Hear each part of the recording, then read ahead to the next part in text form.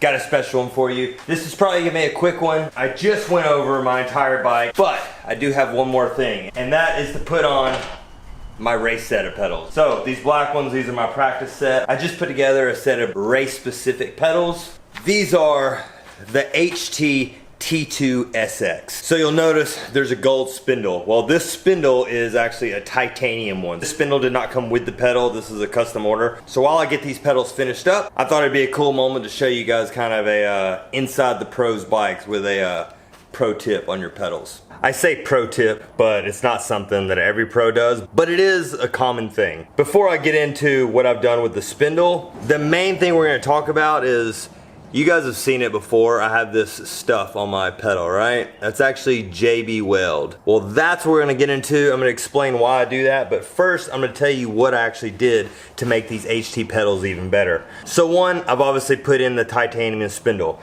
Now when you get, let me see if I have a brand new set of pedals. I think I have a brand new set. Okay, so I got these straight out of the box HT pedals that have not been used yet. Now, if we go to spin them, see, they're pretty tight, right? The bearings need to be worked in, and these are really good bearings. It's not like you go ride them a few times and that gets loose.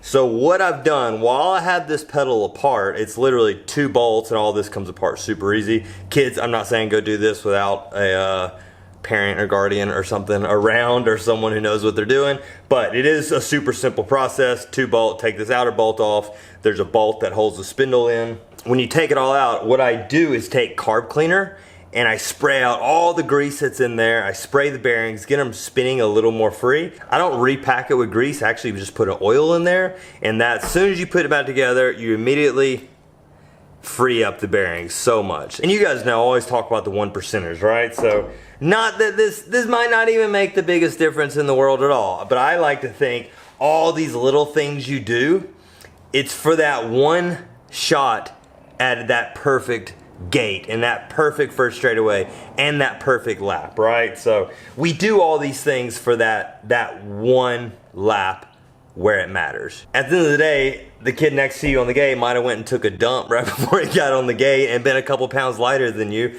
and that's how he might have got his extra 1%, you know? But if everything comes together at that one perfect moment, say it's the World Championship Finals, that's when you want everything to come together, right? So, you know, so that might be the moment where this turn to this makes a big difference in your top end speed.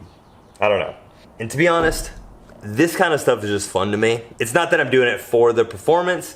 Obviously that's just a bonus, but I just really enjoy tinkering and taking stuff apart. So yeah, there we go. I don't have my scale in front of me.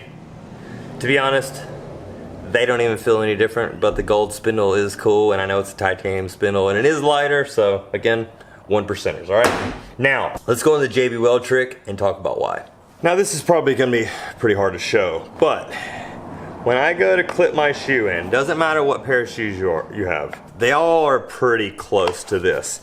Now I'm showing you all of this because I did one side last night. You gotta let it harden before you go and do the other side, and I thought it'd be a cool video. We'll be very lucky if you can see this. These shoes aren't as bad, but look at the gap. You see there's a little bit of a gap just between the shoe, where the shoe contacts the pedal. There's a little bit of an air gap. This one actually isn't as bad.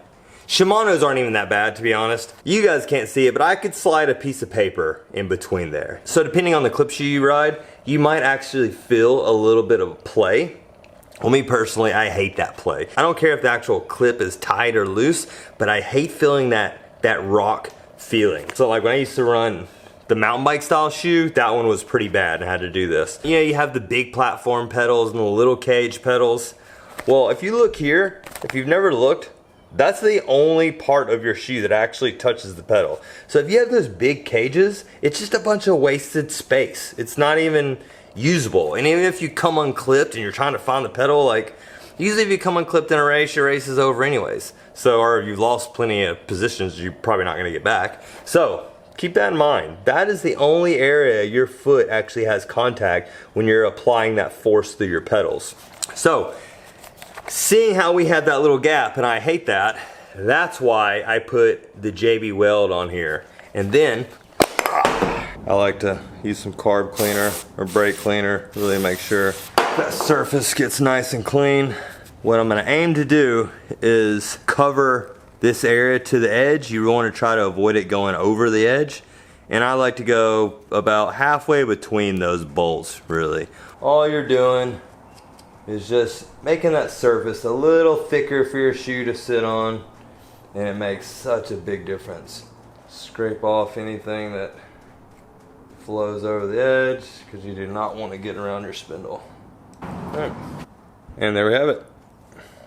Dry side, fresh side. So we're going to set these face up and let them dry overnight. By tomorrow they'll have plenty of time to cure and be nice and hard. Here's an actual old set. Your shoe does beat it up a little bit, but it stays really well. Now, I don't know if I'm gonna be able to get these back on with my hand, but I can't do this with my hand.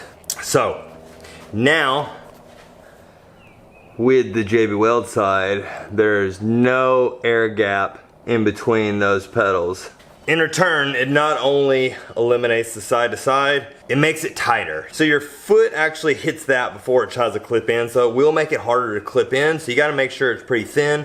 Luckily, if say you do it too thick, you can always just grind it off with a file a little bit. And also, it's making it so much tighter you can actually take tension off your spring. These are great pedals.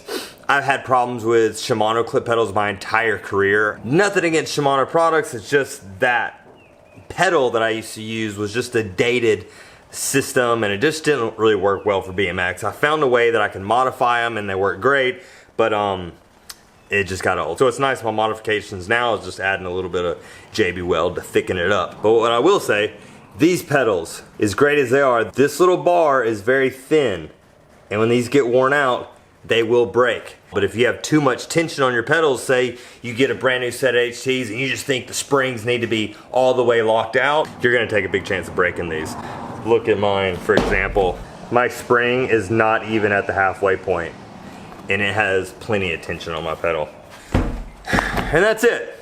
That's as simple as that. I just want to share that with you guys. I was always a rider having problems keeping my feet in the pedals. Clip pedals work exactly how they're meant to work. People complain about, oh, I don't like this pedal versus this pedal. No matter what the brand is, the pedals are good. They do exactly what they're meant to do. You clip in and we're supposed to go up and down, right? None of these pedals are actually designed for BMX racing. It was designed for a road and mountain bike and all this. In BMX, we have a lot of variables that go on. Like, we can come out of a gate and if we pull our foot a little wrong, it's gonna come out. Your foot does not come out of these clips. Granted, if it's a new set of pedals, your feet do not unclip. 9 times out of 10, if you come unclipped out of your pedals, it's because your technique is wrong. Your pedal form is wrong. And I can say that because I was that young rider that had bad pedaling form and technique when I was younger, and I came unclipped all the time because my feet weren't pedaling perfectly straight. But we're BMXers, we don't pedal like this all the time. So, normally, if you are coming unclipped, you're pulling too much to one side. So maybe look into correcting your form a little bit. But as far as HTs are concerned, since the day I started running these, probably 5 or 6 years ago, I have never had a problem coming unclipped, and I love it, especially with my little JB Weld trim.